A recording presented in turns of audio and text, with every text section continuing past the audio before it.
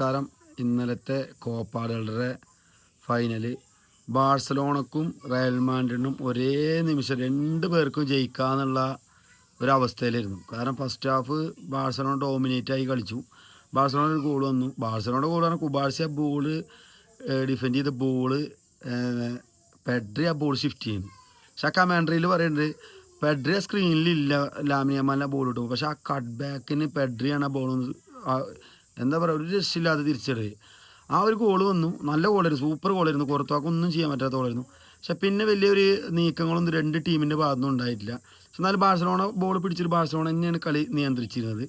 പക്ഷേ second half ആയപ്പോൾ ആൻസലോട്ടിയുടെ രണ്ട് ഇമ്പാക്റ്റ് ചേഞ്ചാണ് വന്നത്. ഒന്ന് മുമ്പാപ്പെ, രണ്ടാമത് ആർദാഗുളറാണ് ടീമിൻ്റെ മൊത്തം ചേഞ്ച് മാറ്റി. ആ ആർദാഗുളർ ബോൾ പിടിച്ചിട്ട് പിന്നെ കളിക്കൽ തുടങ്ങി.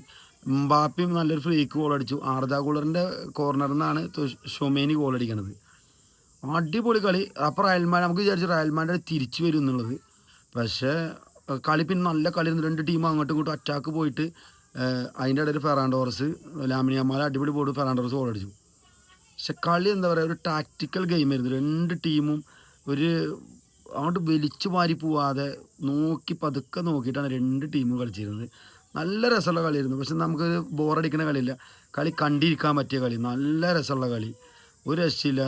ഒരുപാട് പിന്നെ സെക്കൻഡ് ഹാഫൊക്കെ ഒരുപാട് ചാൻസ് ക്രിയേറ്റ് ചെയ്തു.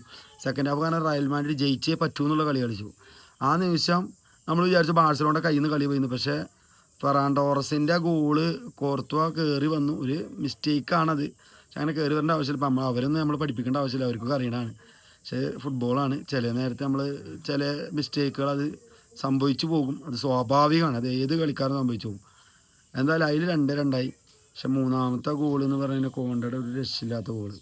എന്താ ബോൾ അടിച്ചാണ് കയറ്റിയിട്ട് കളി മൊത്തം ബാഴ്സലോണ കൈയടക്കി എന്ന് പറയാം.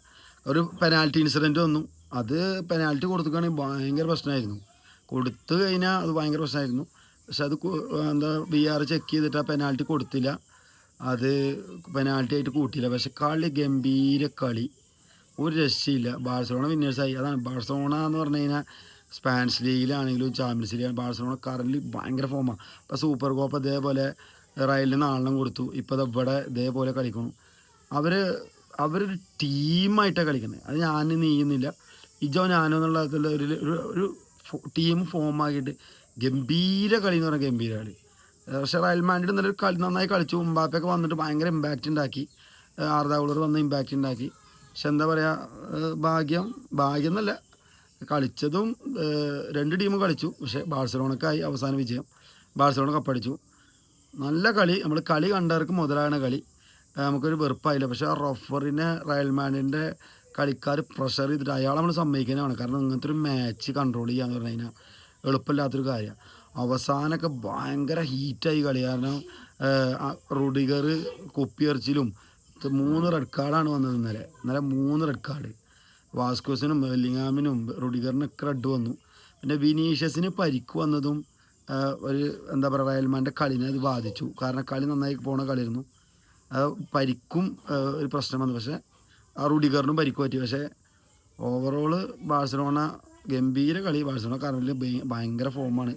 റാഫീനും കൂടി ഇന്നലെ ഫോമല്ലാത്ത ഭാഗ്യം. റാഫിനോട് ഫോമാണെങ്കിൽ പിടിച്ചാൽ കിട്ടാത്ത കളിയായിരുന്നു. എന്തായാലും കളി കണ്ടവർക്ക് മുതലായി. ഒരു ടാക്റ്റിക്കൽ ഗെയിം, രണ്ട് ടീമും നന്നായി കളിച്ചു. നല്ല ബെസ്റ്റ് കളി, രണ്ട് ടീമിനും ജയിക്കാറുന്നു. പക്ഷേ അവസാനം വിജയം ബാഴ്സലോണക്കായി. Thank you very much.